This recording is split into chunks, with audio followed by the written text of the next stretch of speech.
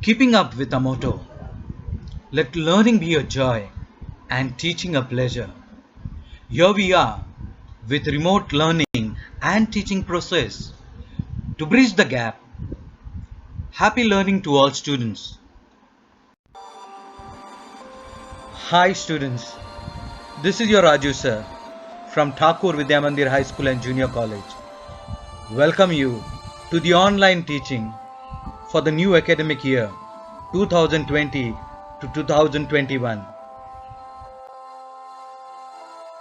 Students, we are going to revise the 10th standard chapter number 1, Historiography Development in the West.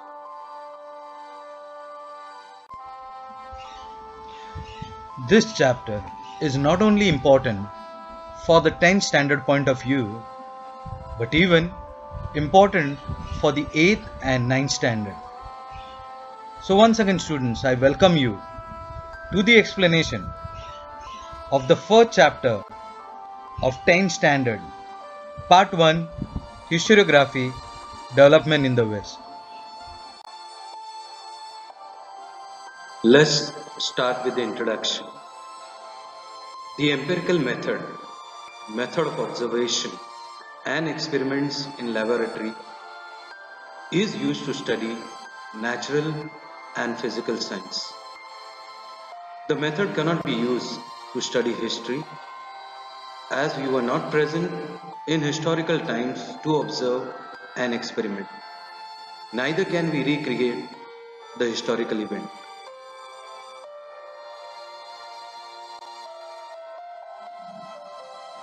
Objectives of writing history. First, to put the past events in chronological order and analyze. To verify the authenticity of the collected documents. To ascertain the truth. Need of an expert. We can prove the authenticity of historical sources with the help of experts in the following fields. First, an expert who knows the language and script of a historical document to read and understand its meaning. Second point, one who can identify, examine the authenticity, the period in which the writing and lettering style was prevalent. Third, one who can identify the type of paper used, manufacturing date, and the age in which it was used. Fourth, one who has knowledge of stamps. Fifth, historian who can scrutinize various historical references. Next, historical research method and stages of historiography. The first thing is collect historical sources and carry out its comparative analysis. Examine relevant reference of the available information.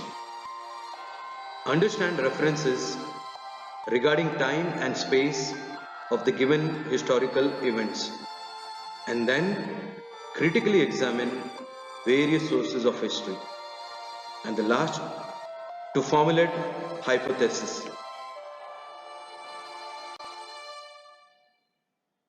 Now let's try to understand the definition of historiography. Critical examination of historical resources and writing the historical narrative is known as historiography.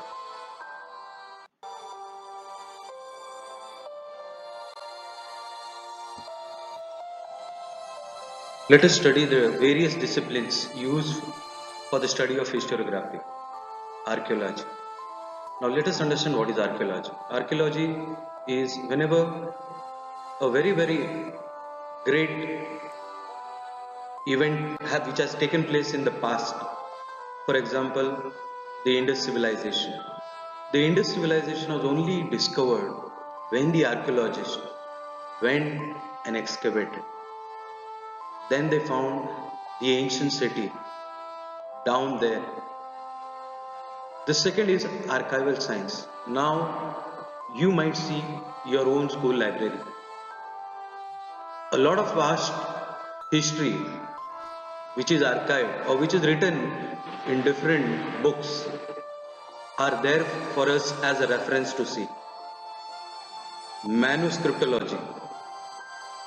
A lot of ancient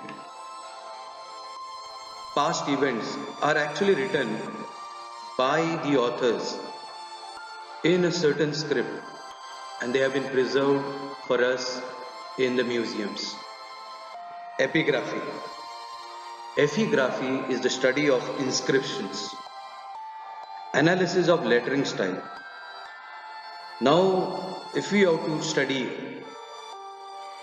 a specific style, because every author has his own lettering style. So whenever we read certain books based on the past, every author has left his way or style of writing. So analysis of individual style of writings of different authors. Numismatics. Numismatic is the study of coins. Genealogy. Now genealogy we all know. We have a family and we know our own family. We know the generations which comes from our father, our grandfather. Then from our mothers, we come to know our mother's father and their own relatives. So genealogy is a study of lineage and family.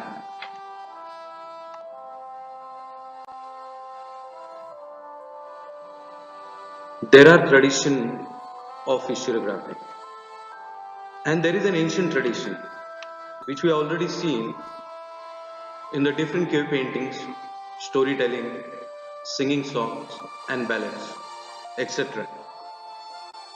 But we need to understand how.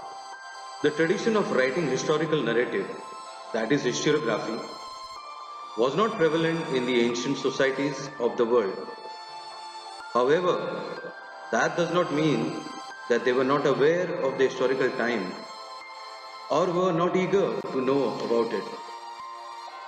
Ancient people also felt the need of passing on the stories of the life and valor of the ancestors to the next generation. Ancient communities all over the world use various means like cave paintings, storytelling, singing songs, and ballads for this purpose. These traditional means are looked upon as the sources of history in the modern historiography. Modern historiography. There are four main characteristics of modern historiography. First, its method is based on scientific principle. It begins with the formation of relevant questions.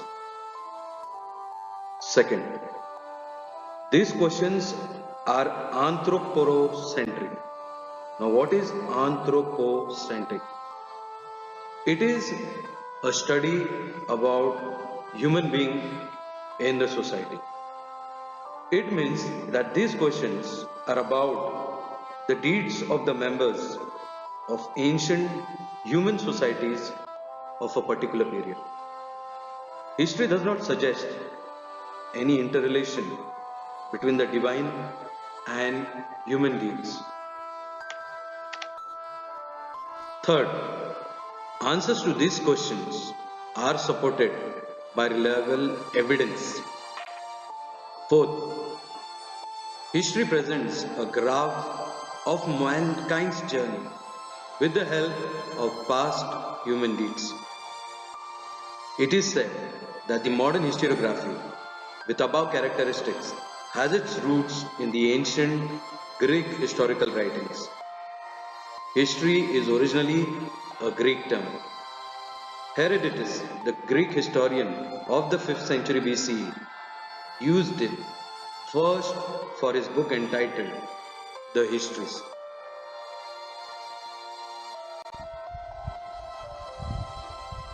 So stay home, be relaxed, let go of all negativity, focus on something practical, creative, which brings the best in you. Smile, because each one of you can make a difference. Make every moment count. Hope and trust in God. After every dark night, there is a new morning, a new day, and a new beginning. I will be back with the part 2 of the same lesson. Thank you.